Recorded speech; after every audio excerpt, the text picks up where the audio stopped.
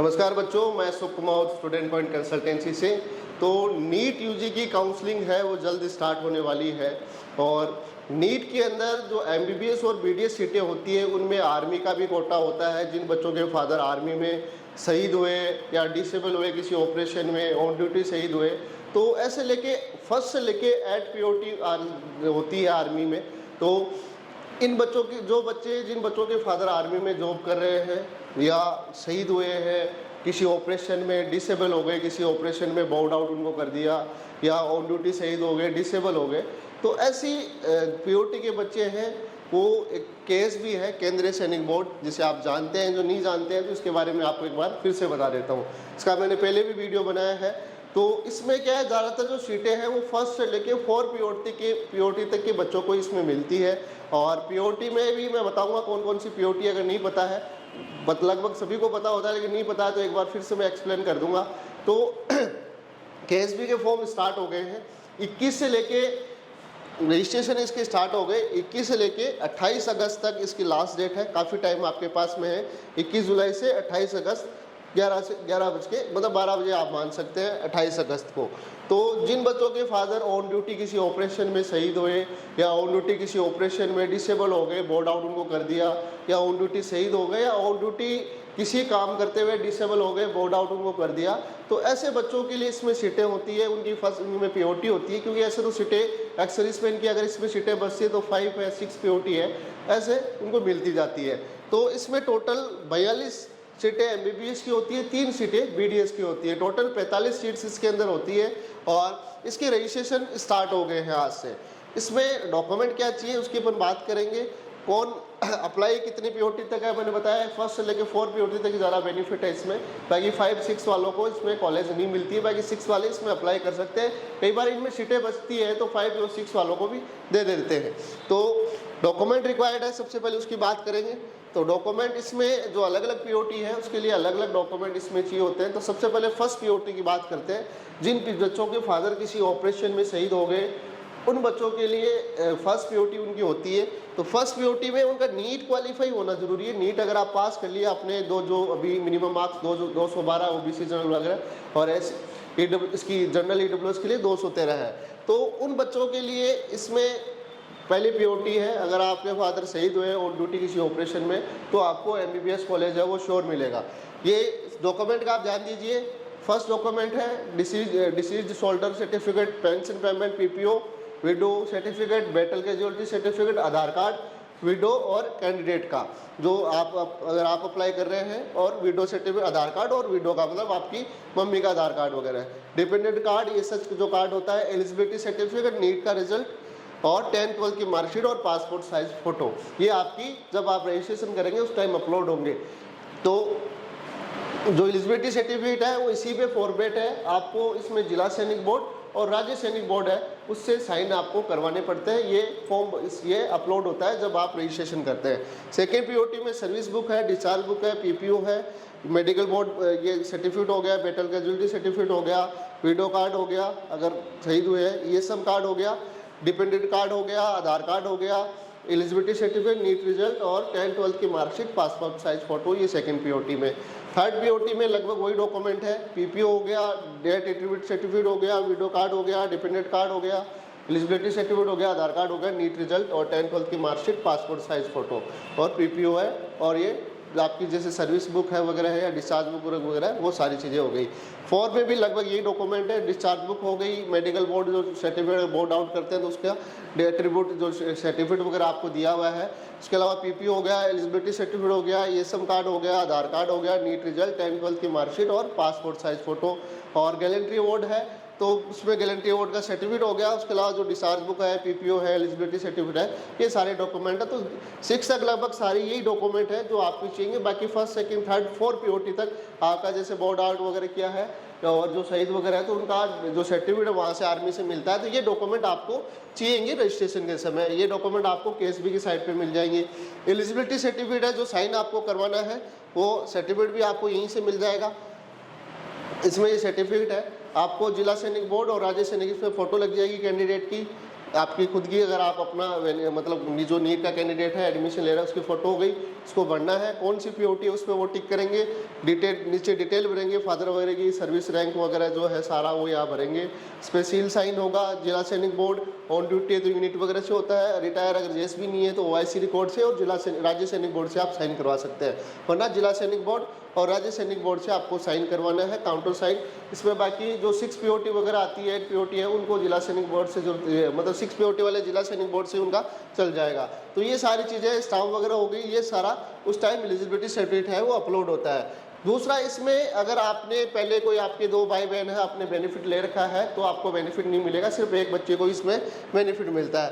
Instruction है इसमें दे रखे हैं अप्लाई के सारे, मेडिकल डेंटल नॉमिनी इसमें क्या हुआ है सारा, CW कोटा वगैरह, तो इसमें सारी चीज़ें इंस्ट्रक्शन में दी हुई है। एक बार मैं थोड़े बहुत आपको चीज़ें बता देता हूँ। तो seen open only, scheme only open Indian national only, wards widow, defence personnel, army, navy, air force, P 1 T लेके 8-9 तक के हैं वो इसमें एलिजिबल है। Central board MBBS BDSC result of ministry of defence will be made the basic mark on obtain the student national eligibility cum, जो NEET में exam आए हैं, candidate who do not qualify need should not apply. मतलब आपका qualify होना जरूरी है तब आप इसमें अप्लाई कर सकते हैं। जो क्वालिफाई स्कोर है 212 213 अगर उससे ऊपर है तो आप अप्लाई कर पाएंगे। उसके अलावा ward of civilians working in FSHQ, MOD, DRDO, ward of personnel paramilitary, CFF are not eligible. तो पैरामिलिट्री है, DRDO अगर इनमें काम कर रहे हैं वो एलिजिबल नहीं है। ओनली फैमिली एक ही मेंबर को इसमें बेनिफिट मिलेगा, जो मैंने बताया। Candidate should have attend 17 year आपकी है, जो नीचे नीट में जो दे रखा है। Son of serviceman who are more than 25 year age are not eligible. जो सन ऑफ जो जिनका सर्विसमैन है, जिसने आर्मी में 25 साल से ज़्यादा सर्विस की है, वो इसमें एलिजिबल नहीं है। Daughter if married and not dependent should not apply. अगर मैरिड है लड़की तो इसमें अप्लाई नहीं कर सकती। तो ये सारी चीज़ें हैं, सारे डॉक्यूमेंट की लिस्ट मैंने बता दी। तो ये सारी चीज़ें थी। अब लास्ट में इसमें कॉलेज किस रैंक तक मिली है उसकी अपन बात करेंगे। सबसे ज़रूरी चीज़ है, तो कई बच्चों को नहीं पता है कि लास्ट ईयर किस रैंक पे इसमें कॉलेज मिली थी, तो उसकी अपन बात करेंगे। तो इसमें इस पे साइड पे आप जा सकते हैं। एक बार नेट बंद हो गया, दोबारा मैं कनेक्ट करता हूँ, थोड़ी सी प्रॉब्लम के लिए सॉरी, कई बार दिक्कत हो जाती है। तो एक बार नेट कनेक्ट करिए इसके अंदर।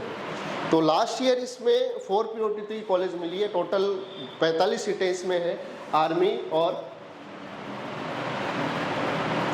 आर्मी, नेवी, एयरफोर्स वगैरह ये तीनों इसमें अप्लाई कर सकते हैं, जो 1 से लेके 9 पीओटी तक इसमें आते हैं।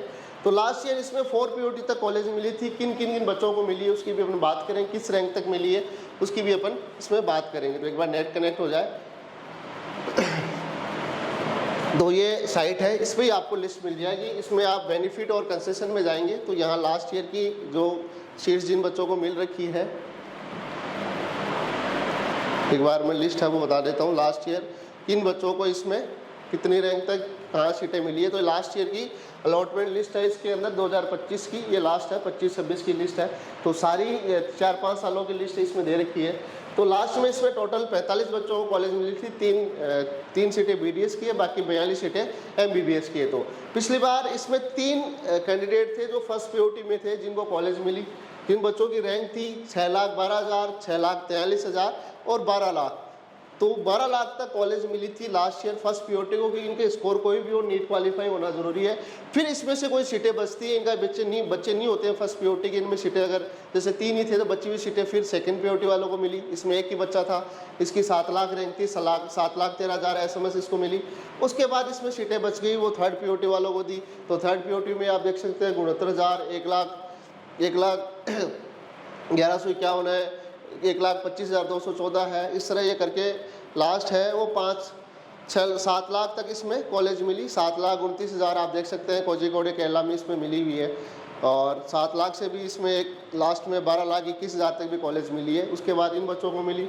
फोर्थ पीओटी में आप देख सकते हैं 81,000, लास्ट में 92,000 तक, सॉरी ये लास्ट में 92,000 76 रैंक तक छत्तीसगढ़ कांकेर में MBBS कॉलेज मिली है। फिर सीटें ये भर गई तो इसमें 3 सीटें BDS की थी। तो BDS में आप देख सकते हैं 4 पीओटी में 96,000, ये 1,23,000 और 1,32,000 रैंक तक बच्चों को कॉलेज मिली है। छत्तीसगढ़ रोहतक, PGI रोहतक है और चंडीगढ़ के अंदर। तो ये इस तरह इस रैंक तक कॉलेज मिली हुई है।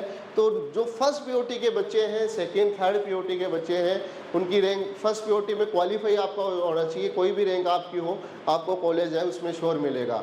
बाकी फर्स्ट सेकंड थर्ड पीओटी तक के बच्चे हैं जिनका अगर कोई रजिस्ट्रेशन में कोई भी दिक्कत आए, काउंसलिंग में कोई भी दिक्कत आए, आप निःशुल्क, हमारी फ्री सर्विस है, आप हमारी सर्विस ले सकते हैं। कोई भी आप कहीं कहीं भी हो इंडिया में, आप मेरे नंबर है वीडियो की डिस्क्रिप्शन में दिए हुए हैं, लास्ट में भी नंबर शो होंगे, उन पे आप कांटेक्ट कर सकते हैं। 44 वाले नंबर आपको कॉल करना है, लास्ट में 7300 3544 ये मेरे नंबर है जो वीडियो की स्क्रीन में लास्ट में आपको नंबर दिखाई देंगे।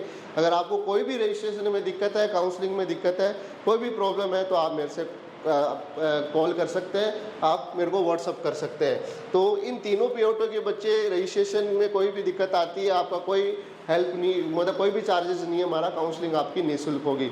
बाकी और भी आर्मी में कोटे होते हैं, जैसे स्टेट में होता है, राजस्थान में अगर आप एक्स सर्विसमैन है तो आप दिल्ली में IPU है, ऐसी में से उसके फॉर्म एक बार भरे गए, अभी दोबारा ओपन होंगे, इसमें आप कर सकते हैं कि उसमें IPU वाले में जस्ट अगर आप नीट की जो कट ऑफ है 30, 31, 32, 33,000 या 35,000 तक रैंक है तो आप उसमें अप्लाई कर सकते हैं।